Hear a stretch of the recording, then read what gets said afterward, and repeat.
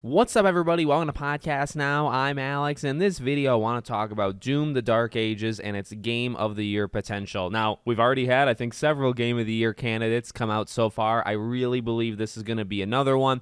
And so I want to go over 5 different things that I think this game is going to have to put together in order to make it a legitimate candidate. So let's start out with number 1 being basically the mechanics. Now, I want to say the gun mechanics. I want to say the level mechanics. We're going to break these down a little bit more in the upcoming, numbers that I got here, but just simply, I guess, like the process of Doom, right? The ability for them to be able to funnel you from location to location, their ability to give you enemy after enemy and keep it refreshing, even though the enemies are eventually going to repeat, right? The timing that they introduce a new enemy design, their ability to introduce a very heavy, like a big enemy, and then that just kind of becomes part of a rotation, right? Maybe it starts kind of as almost a boss type thing, and then it becomes part of the rotation. These are very much like main mechanics of Doom, right? And you kind of, this is me talking, I guess, right? I kind of take it for granted, but when I really try to take a few steps back and look at it, it is an unreal ability by them, by everybody there, to be able to kind of program it to work this way, because it really is kind of like a well-oiled machine of just how well the gunplay works, their ability of even that, right? I talk about like introducing enemies. How about introducing guns just kind of at the right moment, or pulling you out of a situation, putting you into something kind of fresh, to not make it so stale, right? Just the ability to constantly be bouncing you around. They've really nailed that, and they've really natural. That's probably the word I should have used 2 minutes ago.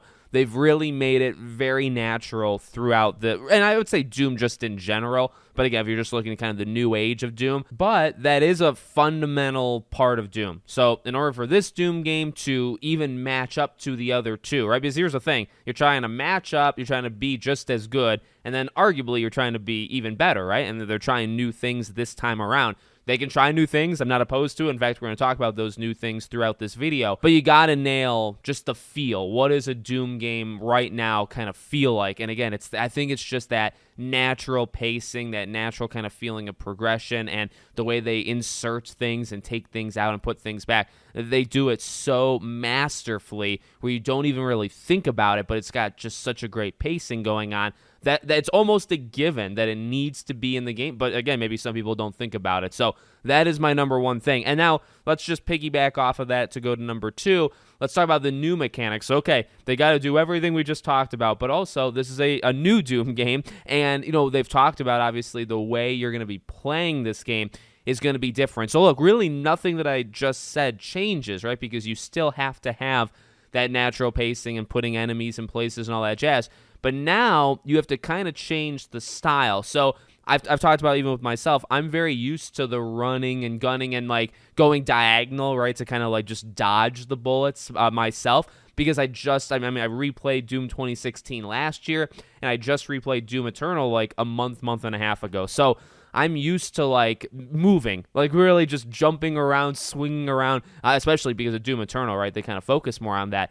Now, the Dark Ages is about standing, planting yourself in that ground, and fighting, right? Blocking, parrying, using your shield. Now, the shield also kind of has traversal type things with it, but using it to stick into an enemy to kind of lock them into a position. Like, there's a lot of new stuff going on. So I guess, why I'm bringing this up in this video, you do have to nail this new stuff, and I'm not expecting it to feel exactly the same. Look, this can't be Doom 2016 2 or Doom Eternal 2. Like, it's just not that. So, it's got to feel like it's part of this era, and that's everything we just talked about. But then it also has to kind of carve out its own path, and its own path is it's going to be a heavier type thing. And I'm excited for it. I'm fully prepared, by the way. I'm fully prepared for it to take a little bit to like click in my head. And in fact, people that were given the previews that were able to play like a couple hours of this, I think like 2 or 3 I heard personally talk about, they were still trying to play it like Eternal, like 2016, where they were still trying to dodge things. And it's really not about dodging, it's about blocking and parrying, right? So even that, like, it doesn't get me scared, but it gets me just kind of aware of, like, yeah, this is what the game is, and you're going to have to kind of learn it. Now, that, we'll have to see if, like, that actually pans out over the course of a full game, right? I think it will, but I guess it's technically not a guarantee. But, that's something they're going to have to nail, right? Keep that Doom formula, nail it just as well as they have. But then, okay, also, this is going to be a more heavier, less movement-based type gameplay mechanic. Can they nail that as well? Okay, number 3, I want to talk about purpose to exploration. And what I mean by this, right? So we just learned actually a day or two ago, and even when I'm recording this, that there's going to be 22 levels. Okay, 22 levels in the game. It's going to be a big game. And we know from what they've said, from what the previewers have said, all that jazz, that these worlds, or the actual like maps, they've become bigger and bigger, right? You think about 2016, think about Eternal.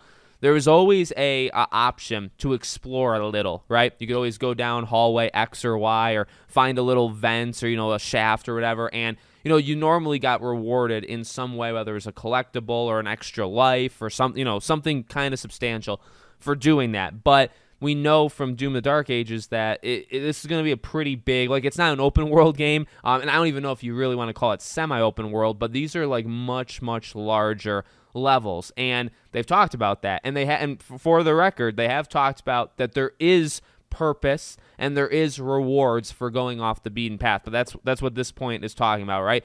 Purpose to making it big, purpose to making us have to explore. So, and this is something I talk about all the time on the channel. Like, when you make something bigger does not mean better, okay? Now, it can. It just doesn't have to. So, when you make the maps of Doom bigger, you are not just naturally making it better just because you made it bigger. Now, what you have to do, in my opinion, is you have to fill it with meaning. You have to fill it with substance. And I think, again, this really goes back to the other two things, because if you have the mechanics, if you have the structure, then, if you just add more to it, you're not hurting it in any way, right? If everything is so good. So as long as there's rewards, as long as there is a reason why you'd want to go left when your objective's to the right, right? You go left, okay, what do you get from that? Well, maybe you get an optional boss. Maybe you get a collectible. Maybe you get some sort of fun platforming thing. Now, here's the thing. All of those things have to be good, right? The collectible has to be worth it. And normally they're pretty darn fun, in these games. They do a really good job. The boss has to be worth it. Okay, I feel pretty good about that, right? They have really cool enemy designs. And as long as the bosses don't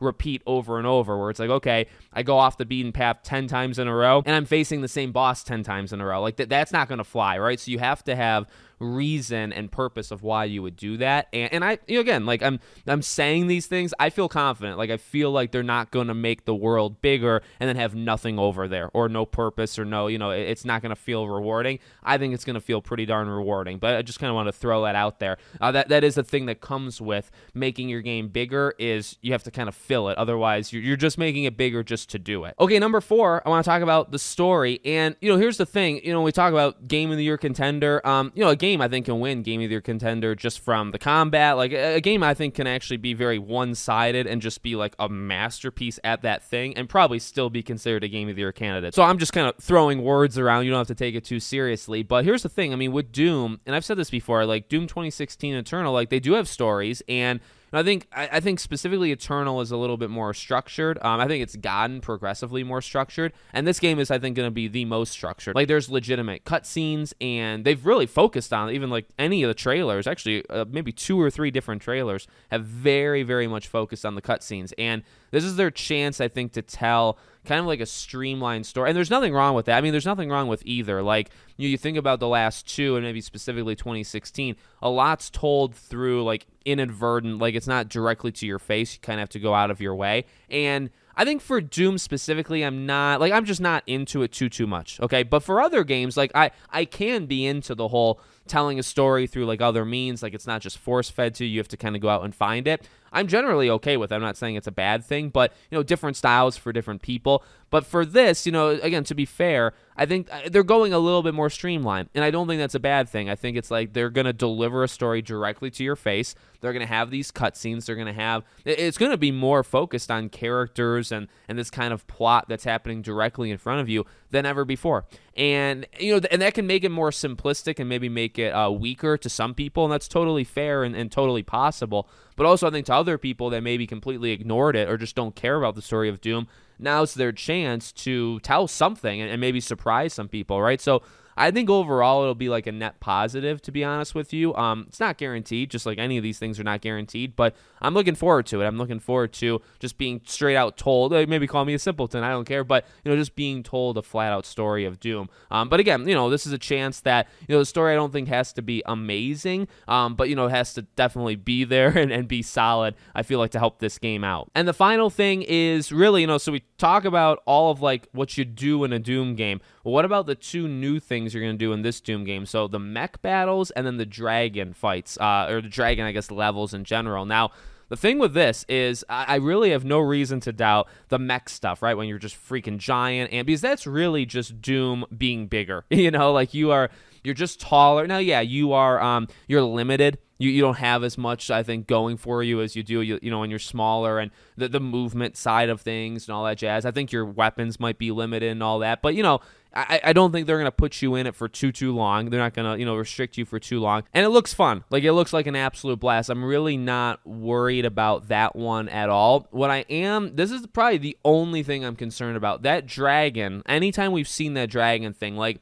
it does look like it can be fun. It gives me flashback to the PS3 game called Lair, if you guys know what that. Now, that game was atrocious. A lot of that game, though, was destroyed because of the movement controls, like on the PS3 controller. That game was just trash, okay? But I actually own that game physically, and I feel like it's like a relic of the past. Now, the reason I guess I'd be a little worried is the only negative I ever heard in the preview event of Doom was this stuff, because they were able to play the kind of on the ground, like the new style of Doom. They were able to do the mech stuff just a little, and they were able to do this dragon piloting thing just for a little. And the only time I ever heard anything negative was this. And it's like, okay, so when I talk about like things kind of getting old too quickly, or, them putting you back and you're kind of just doing the same thing over and over, that's actually what I was hearing when it came to this part. So I we haven't played the game yet. We're just going off a couple people that played a few hours of it, right? That's fair, okay? But this is probably the only thing that I'm concerned about, that I just wonder, like, how deep does it go? How many times do we do it? Do the objectives actually change in it? Because it doesn't really feel like those things are going the game's way. And here's the thing, like, if you do this for, like, I don't know, even a tenth of the game, that's quite a bit. And probably that's actually too much. Like, maybe they're going to do this for like half an hour of like a 15, 20-hour game. That's not really bad literally at all. But if you're playing this a couple hours of a 20-hour and then it's just highly repetitive, that could get in the game's way. So we'll see what happens there. But, those are two elements. Those are two new elements that, look, it sounds like they put you in those things to break, like I was mentioning earlier, right? The pacing. Like, okay, we need a moment to kind of like break from that. Well, let's do something else. And there's something else, is putting you on a dragon or putting you in a mech. And it's like, okay, well, those things have to be engaging too, right? You can't break it to then put us in there, and then it's just not all that fulfilling. So that's really the only thing to me. But those are my 5. You let me know in the comments. Make sure, as always, you're subscribed to the channel, bell icon turned on, and I hope to see you all on the next one.